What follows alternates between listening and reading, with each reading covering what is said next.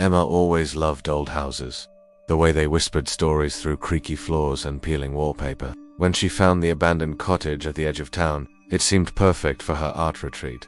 Quiet, isolated, but from the moment she stepped inside, a strange chill settled over her skin. The air felt heavier here, like the house was watching.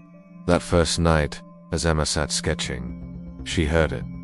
A soft whisper drifting from the hallway. At first, she thought it was the wind, but the windows were closed. Her eyes darted toward the hallway. The bulb overhead flickered like a heartbeat, casting long shadows that seemed to pulse. And then, out of the corner of her eye, she saw it. A dark figure lurking just beyond the light, its grin stretching impossibly wide. But when she looked directly, there was nothing but empty darkness. Emma couldn't shake the feeling that something was wrong. She dug into the history of the house, scrolling through old newspapers and local archives. She found a pattern. Strange disappearances, whispered legends of a dark entity hiding in the shadows, preying on those who dared to stay too long. Locals called it the Grin, a malevolent shadow that only reveals itself in flickering light. Its sinister smile, the last thing victims see. An old neighbor warned her, voice trembling, "You shouldn't stay here after dark." The shadows grew bolder. At night, Emma heard whispers curling around her, coming from every corner.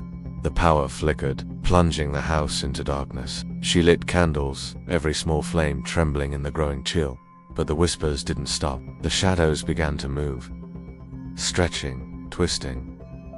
And in each one, she glimpsed the horrible Grin. One night, the power went out completely. Emma found herself alone, trapped in the blackness, the whispers surrounding her. Something cold brushed against her skin. Emma decided to fight. She filled the house with light.